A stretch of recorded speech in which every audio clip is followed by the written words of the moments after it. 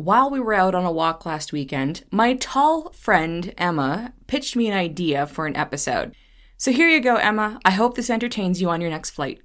This is the Lenora Faye Show.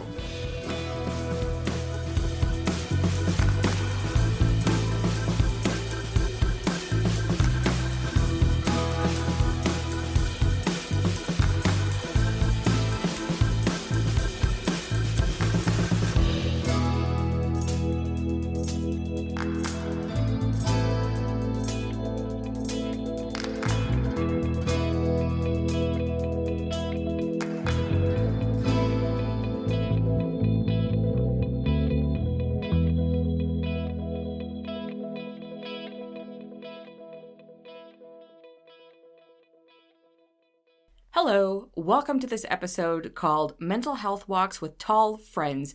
I am your short host, Lenora Faye, measuring about 5'3" on a great day. And today's a great day, so today we are 5'3". By the way, you can have amazing mental health walks with short friends, but this story is from my perspective, and I am the short one here. So as I said earlier, my tall friend, Emma, and I don't go describing my friends as tall or short, but for the sake of this show, this episode, she is my tall friend. We were out for a walk, and we were talking about the benefits of the walks that we've been having over the course of numerous months. I've lost track of how long we've been doing this. And Emma is training for a substantial hiking trip through Japan in the spring of 2025. So occasionally when our schedules work out, we meet up and go for a walk. And a rather lengthy walk. And we've had some interesting adventures. But actually, I've been walking solo for a good year now after never doing anything like that.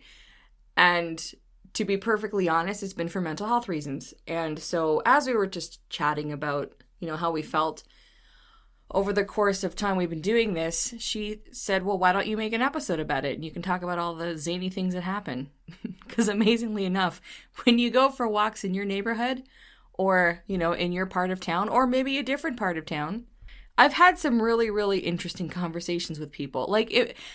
Conversations that have helped me tremendously in my life, which was never the plan. I didn't even have a plan. So I'm going to start at the beginning and share some things with you, as an encouragement, as I do with every single episode. I think I've mentioned this before, but turning 40 was a bit of a mindfuck. You realize, I've evolved to a different person. The way I used to do things just isn't gelling with me anymore. So what do I do now? So let's rewind a little bit, a year ago or so at the time of this recording to early spring 2023. Now, again, I live on the Canadian prairies and it's icy for a while, and due to, my permanent ankle injury, I'm really cautious. And I've never really been a walker. I always wore high heels up until breaking the ankle. And I'm a road trip girl. For mental health stuff, I get into my car and I go for a drive. I don't even remember what day. It was probably a weekday, and I was working on I was still doing advocacy work at that point, and I was really struggling with everything. The thoughts in my head, lack of creativity, everything. I just felt like I don't want to do anything I'm doing in my life anymore. And it was a nice day out, and I think by then, I'm going to say it was April because the snow was starting to melt, or had mostly melted, and it was decent out. I just told myself, Lenora, you need to get out of the house. Just go outside. I am not a workout gear person. I only have dresses. You're not going to have... I think I had one pair of yoga pants. I still might have them, but I wear them as leggings if it's, significantly cold out, which tends to happen here in Canada. I wear socks only out of necessity if it's really cold out. I'm not practical, and I don't want to put on workout gear. I don't want to quote unquote work out. I decided to put on a dress because what other option do I have? Put on my gold shoes, grabbed my phone, my keys, lip gloss, earbuds. I don't know. I'm just going to go walk around the block. I think I managed 15, 20 minutes, and then I got winded and my leg was hurting, and there was a small baseball diamond with bleachers, and so I sat on there and just sat in the sun for a bit and was starting to feel better. It was just at least out of the house, and any thoughts that I had, I was in nature, and things kind of dissipated, and then I walked back. And I thought, I feel a little better. So the next day I did that. And this time I think I walked half an hour. And suddenly, without me even thinking about it, it was like, okay, gotta go outside, go for a walk. Basically put on my collar and leash and took myself for a walk because I don't have pets, nor do I want them.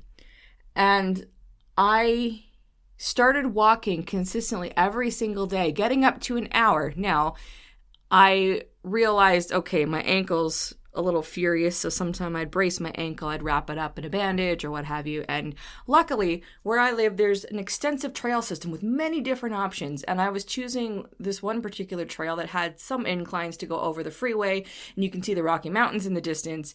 And because I live on the edge of the city, and so it was great. I was just walking along the paved trail system behind these really nice houses, mountains in the distance. You see the green, everything. So it just became a natural part of my day where I had to go for a walk, and I was getting up to easily an hour, again, sitting. Oh, right. I forgot to mention, along the trail system, there are nice benches. And so I would do that because, again, with the ankle injury that I have, I still have 4 screws and a metal plate, and I walk with a limp after I've finished a walk. You can tell I've been injured. So, and that's going to be for life, basically. So anyway, I am mindful when my leg starts to yell at me, I sit. So it became a really, really empowering and really important part of my day to go for a walk. I also got incredibly dark that year. Actually, I got incredibly dark this year because I tan within 5 minutes in UV index of 2. So when it gets warm, which it can get warm here, and it's been particularly sunny the last 2 summers while I've been here, and my tan game is pretty good. So so that's how my mental health walk started. I have come through a period of anxiety, which is not something I've really experienced that before. I've had it off and on. We all go through periods of anxiety for whatever reasons. But this was everything I'd stuffed down in my life that I didn't want to look at yet came up after turning 40. And I also developed full body tendinitis, which has since mostly gone away. So if you're about to turn 40, I'm not saying that has to happen to you, but it might. So point is we all need to work on our shit. I mean, don't do it right away, but just know that one day life is going to force you to look at your shit. So just walking, again, I every day put on a nice dress, wear my gold shoes, and go for a walk. And that I don't want to say it has saved my life, but it probably has the last year and a half. Though I don't walk in the wintertime because it's not super nice. I like great scenery. I like nice weather. I did walk in the rain this year, and actually I like that. I have a nice pink umbrella. It's cute. Anyway, this is how I work out. I have to feel pretty, and I have to enjoy my surroundings, and so it's not a gym, and because I get sweaty anyway, so I just have to feel like really good and put out my energy. But I guess I'm getting ahead of myself here. So that's how my mental health walks started. And then I started discovering different parts, like still in my area of town, but I could drive like 5 minutes, park, and there's this really beautiful, massive reservoir in my city, again with views of the Rocky Mountains and great trail systems through the trees, friendly people. And this kind of will get into this story that I want to tell before I get into my tall friend shenanigan stories. So where I live, people are pretty friendly, I would say. And when you're walking, everyone kind of acknowledges each other, even if they're on bikes, and people say hello to me and I say hello back, good morning, good afternoon, whatever time of day it is. And most of the time I'm in a bright colored dress and my shoes kind of stand out. So someone will comment like on my outfit or something. And that leads into a discussion or, just casual chat sometimes, or just a passing comment. And it's nice. It's pleasant. I think maybe I needed that kind of vibe, but that's also the vibe I wanted to give out. Plus it's comfortable, and that's just what I like to wear. So whatever. Anyway, there was an interaction that I had with he was 92-year-old gentleman at the time, and he's 93 now. So you can tell he survived last year. That's a terrible way of saying it. But anyway, he's still alive last time I saw him. Anyway, I wanted to share this because it was a significant encounter that I had on my walks when I was really walking and struggling with where I wanted my life to go, but it wasn't happening, and I was trying to work through all of the stuff that we have to work through in life. And it can get really, really heavy and really, really dark, and walking was keeping me somewhat with it and still interested in living. This was last July of 2023, and I was gearing up for an annual convention that I, at the time, moderated and would put together. I had a little bit of time before a meeting, and so I went on this particular trail. It wasn't super far from my house. A lot of people walk their dogs there, and it would go up a little tiny hill, and there were some benches, and it would just give a nice view. And so I like to walk there, sit, and then circle back. So I was just sitting on the bench and trying to clear my head before an upcoming meeting, and this older gentleman walks up, and he's got a walking stick, nice carved walking stick. And he comments just, on how nice the weather is. And I agreed. And I said, yeah, it's quite lovely. And so then he asked if he could sit down on the bench that I was sitting at. I said, yeah, absolutely. I said, I'm actually about to, leave. So I stand up and he sits down. We're still chatting. And he mentions that he lives just in one of the houses across the trail. And he lives with his son. And he mentioned that's... I don't remember what exactly he said, but he said that him and his wife had adopted a few children, 2 or 3 children, and then they naturally conceived the son that he lives with now, because initially they thought that they couldn't have children, and they went a long time assuming they wouldn't have any children until they adopted. If you are familiar with the work that I did before, which was advocating for people who have chosen not to have children, even though this was a slightly different scenario, of course, my ears perked up at that particular topic. So I stuck around and I said, oh, that was an interesting journey you had. And then we got to talking, and then our conversation went on for a good 90 minutes. I was like, I'm going to be late for this meeting, but you know what? This turned into a conversation that I really needed to have. And it wasn't about his children or anything like that.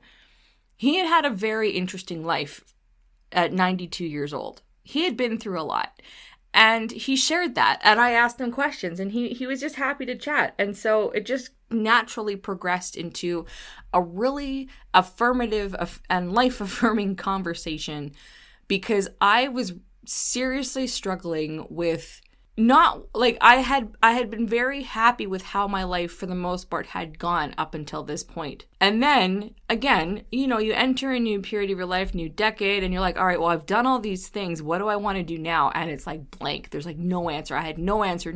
I felt like I had gone as far as I could with the work that I was doing online and just the experiences that I had. And I realized there's a lot more, but either I'm clearly not ready for it or what, like something's going on. I felt like my life had stalled in a big, big way, and I was really having a hard time with that.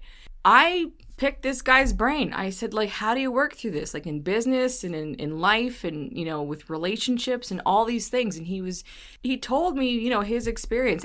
And bottom line is I just felt like, okay, life works itself out. Sometimes it takes a minute. You gotta be willing to put in the work on yourself, or you don't have to. But for me, I think I know I want to at this point, and I felt some sort of relief. I didn't know how things were going to work out, but that they would. And so then I was like, okay, I really need to go. I gotta get back home for this meeting. So we parted ways, and I thanked him. I said, thank you, for this conversation and just for being so open about your life. I said, this has actually been really, really helpful to me. He was so sweet. He's like, something like, I hope it was of use a little bit or something. Like he was quite humble. So anyway, went back home, and, the rest of the year progressed as it did. And I've thought about the conversation, a few times over the year. Anyway, fast forward to this year. This is a couple months now, I think. I think it was September 2024. And I had not walked that trail specifically this year. So I, again, had another meeting. I wanted to get at least half an hour in before this particular meeting, and then I would, maybe go for another walk later. I was just walking along, and Of course, that guy came to mind. I mean, there's a lot of houses along that trail system, so it's, I didn't think anything of it or expect to see him. Anyway, so I went for the walk. It was nice. Went back up to that bench to sit because I need to sit still. I still need to sit. It was about 5 minutes. I'm like, okay, keep walking, Lenora. You got to get back to for your meeting. So I'm starting to go down the little bit of the hill, the incline there, or the decline, I guess. In the distance, I can see someone open the gate of one of the houses and was walking across to the trail. And I saw the walking stick. I'm like, oh my gosh, that's that guy. And we meet in the middle. So I'm walking through the grass on one side. He's walking through the field on the other side. And then we meet in the trail. He's probably going to think it's weird because there's this girl walking straight towards him on this vast space. And I'm walking straight to him. And so he obviously sees me and he goes, it's a nice day out, isn't it? I said, yes, it is. I said, are you Clayton? And he looks so surprised. He's like, yes. I said, we met a year ago. I said, we sat up on that bench and we chatted for an hour. And I don't know if he remembered or whatever. He had a big smile on his face. Anyway, we chatted briefly. It wasn't very, very long. And, he's doing well. He's 93 years old and still in pretty good health. And he was talking about a few events that he was attending with his church coming up. And then I said, I have to run. I do have to get to a meeting. But I said, it was really nice to see you. I said, you're obviously doing still very well. It's nice to see that. And then he says to me, he's like, thank you so much for paying attention to me. It was so sweet. Again, he's a really humble guy. And I'm like, oh, that's adorable. I'm like, of course. I said, I really appreciated the conversation, you and I had. And so anyway, I'm glad to see you're doing well, and I'll probably see you again. And then we parted ways. I was like, yeah, okay, he's still doing well. That was nice. Take that story however you will. But it was something that did mean a lot. And it was always a reminder of sometimes you just need to get out of your head, get out of the house, or get out of whatever, step away, take a minute and step away from whatever the situation is going on with you, right? And breathe for a second, even if it's a very short walk. To my tall friend, Emma. Her and I had met, well, I wasn't going to tell the origin story of how we met. But anyway, during the lockdown, I hosted a daily chat show for people who don't have children, who don't want to have children. Primarily people who don't want to have children. But there were people who didn't have children for whatever reasons also in showing up to these chats. Anyway, she's someone who didn't want to have kids. And so, we got to know each other in that chat. And she also lives in my city. Now, I don't meet everybody in my city that falls into that category. I try not to put myself out there because I want a distance between my online life and my private life. But anyway, Emma and I had a good vibe, and so we ended up meeting up at a parade in our city that was, the parade marshal at the time was Kevin Costner. So, and he happens to like this particular city that we live in Canada. So he was parade marshal. So we bonded over our, I didn't have a love for Kevin Costner, but after this, I was like, yeah, he's got it. So that was a good time. Anyway, so I met her a couple years ago, and then we started meeting up for walks. And Emma is training for an extensive hike in Japan. She's got training to do. I'm not a fast walker anyway, let alone now with a permanent injury. So I keep her company and sometimes trail behind her. But for the most part, it's been pretty good. So anyway, so that's what we've been doing. So along with my solo walks, her and I will meet up when our schedules allow, and we'll go for a walk that turns out to be about 3 hours, 10 kilometers. By the way, Canadians, we talk in kilometers, not miles, so I don't know what that is in miles. We go for about 10 kilometers, sit on some benches. Emma likes to acknowledge every single dog that passes us. And I'm like, what dog? I see, even though I'm a height level of a dog, not really, but kind of compared to her, I don't see them. So every 5 or 6 minutes, she's like, oh, you're so cute. You're so pretty. I'm like, all I see are the people, and it makes me laugh. And they're like, oh, right, you're talking about the dog. This episode should come with a side note. This is kind of a cautionary tale when you are out on walks, mental health walks with tall or short friends, and they are dog lovers, and you are not a dog lover. Well, I shouldn't say that I'm not a dog lover. I'm indifferent to pets. They're cute, but I don't think about them. I'll look at people's shoes and their outfits and their eyes. Pets and kids, sometimes I'm aware they exist, and sometimes I don't see them, right? A lot of times, though, I notice when the kids pass me, they're looking at me because I'm usually overdressed, so that probably has something to do with it. And I smile at them, but dogs I don't pay attention to at all. So there's that. And also, too, the funny thing is I don't multitask in life. I never multitask. I can't do it. And so when I am walking solo, I'm aware of my surroundings and I'm not in conversation, so I'm listening to something or sometimes just walking in silence. And I acknowledge people as they pass or I'm just focused straight ahead. But when I have a walking companion and we're talking, I completely do not see what's going on around me. And half the time I realize like I'm looking up at her as I'm talking to her. And one day she said, by the way, I'm not ignoring you, but when we're walking, I'm not making eye contact with you because she has to look straight. Otherwise, she's not going to walk straight. And I can walk straight and look sideways, apparently. So, because half the time I'm just looking at her. I'm like, I didn't even think about that. But I'm at the same time, the joke is I'm trying to make eye contact with her as we're walking forward. And she's just trying to keep us both in the same lane or not getting hit by passing cyclists, which there's a lot of. Or she's then distracted by a dog. So, and then we're talking about celebrity scandals, mental health crises we're going through, and aging parent stuff, career stuff, boys, girls, whatever. And then sometimes we have to stop talking because it's getting really intense about something and we realize there's other people around and they're probably going, what are these two nut jobs talking about?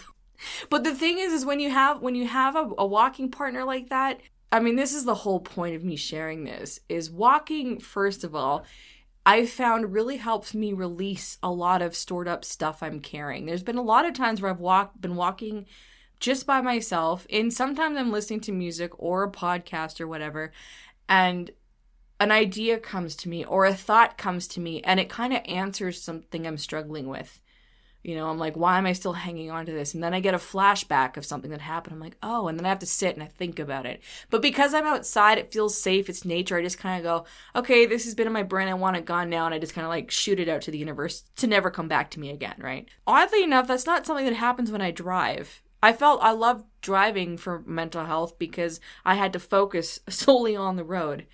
But walking, I'm able to think a bit more, and being outside, there's something comforting about being surrounded by nature, releasing stored up things that are bugging me, or at least being able to look at it.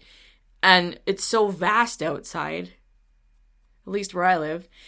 But I mean, it's vast everywhere, but you know, Canada, lots of open space, not very many people in the grand scheme of things. It has helped me clear a lot of energy. And so also when you have a friend, somebody that you've connected with and that you trust, you both have a level of trust to share some deep things that are going on with you. It's just to acknowledge it, and then it's immediately released. You know, we're not trauma dumping on each other. It's like, fix my problems, or you have to hang on to this energy. There's something about being outside and moving forward, like physically moving forward and talking about what's going on. And that doesn't just even mean the heavy stuff. It can be like dreams and goals and funny shit, right? The energy's being released and cleared because every single time I sleep better that night, I feel better when I get home. I mean, there's times where my legs are hurting because it turns out we've been walking for 3 hours and I'm like, lots of stairs and all this stuff. Okay, I'm super tired. I gotta go to bed. But I feel lighter. My soul feels lighter, or something feels lighter. So there is that benefit too. One of the recent walks that we went on, we used to walk in the morning, like earlier in the morning. And then for whatever reason, we had to do an evening walk. Now, of course, summer's over. Daylight is fading fast. I don't know where you guys are listening from. I know I have listeners from various parts of the world, which is super cool. I love that. So I'm in the southern part of Alberta, but it's still north. We're still in Canada. Daylight fades quicker. So when we started our walk at 6:30 in the afternoon or the evening. So we're walking, and this was a trail that I hadn't taken, this is the furthest we had walked on this particular trail. So I didn't really have any concept of time, and I never wear a watch. So I didn't have a concept of time or how long it was going to take. And we're walking, and it's nice, and the sun's setting, and we're going through the trees and passing people, and we're just chatting away. Suddenly we're like, it's getting really dark. And we've walked quite a ways. But we continue to keep walking. I'm like, well, let's go. I'm like, oh, there's that bridge. Let's go walk through that bridge, right? So we cross the bridge, and then we keep walking. And then we're like, okay, now it's really getting dark, and it's going to take us probably 45 minutes to walk back to where we parked. So we turn around, and then it's like immediately it's black. Neither of us are lit up in any way, right? And, there's a couple hills to climb and everything, and... And now she's like, all right, well, let's pick up the pace. I'm like, fuck. Okay. So I'm trying to walk fast and now I can't see anything. And there's these, occasionally you see these blobs moving towards you and you don't know what it is. It could be a bear for all we know. And then it's, a person and a dog. And then someone, thankfully, cyclists with lights go by, or, another couple walking and they're all lit up and their dog's collars are lit up. And so we're like, okay, good. There's people. And I wasn't super familiar with the trail, but hey, I'm with my tall friend, and if something happens, I think the plan was the bear was going to eat her first. So, now there are no bear sightings or warnings really there. It's possible, but nothing like that ever happened. So, anyway, this particular walk, we're going as fast as we possibly can, which... for me is not very fast, but I'm like, okay, at least as long as I get out of this particular clearing, because once I know where I am, then I go, okay, we're only like 15 minutes from the car. And I'm the person like, where's my car? How far away is my car? I have attachment issues with my vehicle. We've gotten most of the way back. We're still about 15 minutes from where we've parked. But now we can see lights. The lights are shining on the reservoir. We've gone through the trees. There's houses. There's light, so we can see where we are now. So I'm like, okay, there's a bench. Can we stop for a minute? Because she's got to stretch, and I need to sit and just, gather myself. So, and now like my thighs hurt, my hips hurt. I'm like, I'm done. This has been a great walk, but I'm ready to go home now. So she stretches. I sit for a minute. I can tell she's looking at me. She's like, I lost my keys. We gotta go back. I don't know if she could see my face, but I swear to God, like my face felt like it fell on the trail. I just let out the most disappointed what sound I've ever heard. And I'm thinking, no fucking way. And then she starts laughing. She's like, I'm kidding. She's like, how many times have I told you never take me seriously? And I'm, fuck you. And then I start laughing. And I cannot stop laughing. I'm like doubled over laughing my ass off on the trail because I just feel so relieved because I'm thinking, how are we going to go walk all that way? And then I thought, well, wait a second. I probably would have heard something fall because we're on a paved trail. But anyway, it doesn't matter. I was super relieved that she was joking. Because she said to me, she's like, you wouldn't have come back with me, would you? I said, no, I would sit in my car and wait for you if you wanted me to, but I'm not walking all that way to find your bloody keys. That's what kind of friend I am. Fortunately, she was joking, and I should have known better not to believe her, but I trust my friends at the detriment to my mental health sometimes. So there was that. We made it back to the car. She had her keys. I had my keys, and, we've since gone on for another walk, but not that late and not in the dark. I don't like walking in the dark, not even a little bit. Couple other...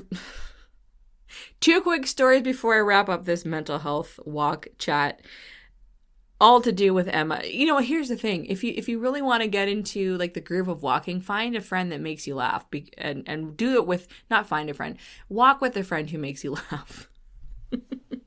Like the time she had to go pee in the bush, and so I'm standing at the, now she had toilet paper with her. I never would have thought to do that. But anyway, so I'm standing at the non-paved trail because we kind of went off into the bush on random trails, and I just trusted her that she knew where she was going. Suddenly she had to pee, so I'm standing there like, in case anyone wants to go there, I'll be like, can you wait a minute? So there was that. And then, again, when you're a short person, and keep in mind, I'm always wearing a dress when I'm walking. Now, this particular walk, I was wearing fishnet leggings and a tunic. So, it's mid-thigh. And neither of us have taken this trail before. It's not a paved trail. So I'm going to call it off-road, whatever. It's a dirt trail. And then we come across this really big log. And I'm thinking, okay, so we have to climb over that now? And as I get closer, I'm like, oh, we can do it. Emma takes one step. She's totally fine because she's just a tiny bit under 6 feet tall. So then she whips out her phone. She's like, okay, let's see how you do this. And I'm like, oh, it's not that high. But then I look at how wide it is. I'm like, oh crap. Okay. So she's recording me and I'm wearing, it's a dress, mid-thigh dress, whatever. I put one leg over. I put my injured ankle leg over. And then I get caught up. I didn't quite clear it. Let me put it this way. I got some action. We'll put it that way as well. And it's on video. And then we couldn't stop laughing because then we get a few feet and we have to turn around because the city is blocked off the rest of the dirt trail for whatever reason. So then we have to climb over that log again. Of course, tall friend, she steps over it, no problem. Me, a little bit of a effort. So we're not going back on that trail anymore. Logs, yay. Anyway, that's the excursion of mental health walks with tall friends. And since I've done some solo walking as well, continue to do solo walking. I have had more conversations with people. For a long time, I was sticking to trails where I wouldn't come across a lot of people because I just wanted to feel like I was by myself. And then this year, I felt like I wanted to, because I never feel like I'm a part of the city I live in. I live in the suburbs and I like to keep to myself. I know people, but there's this level of privacy. Maybe because I'm very open, through this podcast and work I've previously done. So when I'm in my daily life, I just kind of want to be left alone. But I've really enjoyed walking on trails that have more people. It's more because you can see different parts of the city and it's close to where there's a lot of activity and I can see, I don't have to be a part of it, but I can see it and be aware of it. And that's actually been really nice. It's kind of like integrating myself into the city that I live in without having to be involved in everything. So I guess with this, I'm not advising you to do anything as per usual, but it has been really helpful just first of all, to walk. I've come to love walking. I shouldn't say I learned. I have come to really love walking because to me, it represents moving forward in life. And when those moments, and for me, it's the worst feeling in the world when I feel stuck, when I feel like nothing's happening, when I have no vision for something, or when I'm trying to force a vision and I'm not sure if that vision is even mine, things like that.